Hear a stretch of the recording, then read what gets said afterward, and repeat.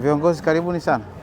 Mheshimiwa Mkuu wa Wilaya, tunakukaribisha sana katika banda la soko la hisa Dar es Salaam, na sisi moja ya majukumu yetu hapa ni kutoa fursa za uwekezaji, lakini vile vile mitaji kwa ajili ya makampuni ambayo yanatafuta mitaji kwa ajili ya kuongeza kutanua biashara zao, lakini vile kufanya projects.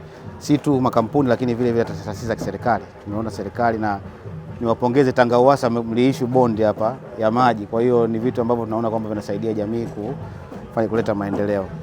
Soko la hisa lilianzishwa mnamo mwaka 1998 na mpaka sasa hivi na takriban miaka 28 tuna operate, na tuna makampuni takriban 28 ambayo kati yao 6 ni ya Kenya lakini 22 ni ya ndani.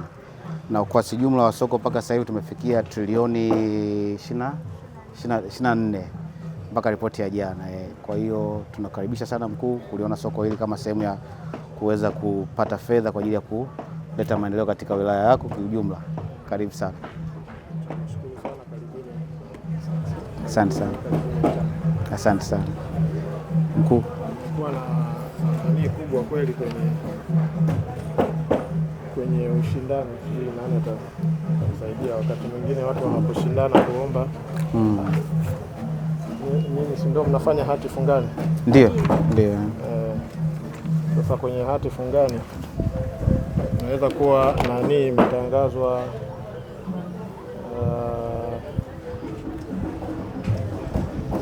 kuna wakati mwingine unaweza kuwa umeomba kwa huwa mnaweka kiwango. Kuna kiwango cha ukimaanisha kima cha chini unaponunua. Kwa sababu kama ukisema hati fungani labda ya serikali yenyewe kama yenyewe inakuwa ni bondi moja ni shilingi 100, lakini huwezi kununua bondi kama bondi moja. Lazima ununue pack of 1 million kwenye currency ameshindana. Kuna wakati mtu anakuwa amekosa, kwa sababu pale kwenye mnada kila mtu anaweka bei yake. Kwa hiyo serikali au kampuni ambayo imeissue bondi inaamua kwamba tutachukua kuanzia shilingi hii hapa mpaka hapo. Kuna wanaopata na wanaokosa kwenye mnada, sababu kunakuwa na bei shindani. Lakini kuna mtu alikuwa ananiambia ni kama alikuwa anashindana na mtu kwenye bilioni 1 na akaamua kulipia lakini akatakiwa kulipia bilioni 1 na milioni 25. Sasa ile lakini anaonekana kama yeye uwekezaji wake ni wa bilioni 1. Ile 25 tunataka kujua vizuri ni watu walishindana hapo au inakuwa kama haihesabiki vizuri. Ni kweli ni kitu cha namna hiyo? Ni kweli. Kwa kusema ni kwamba pale kwanza kunakuwa na fee. Sasa probably hiyo hela ambayo yeye amechajiwa kwenye hiyo probably is free, kwa sababu fee ni 2.08% ya face value kile unachokinunua.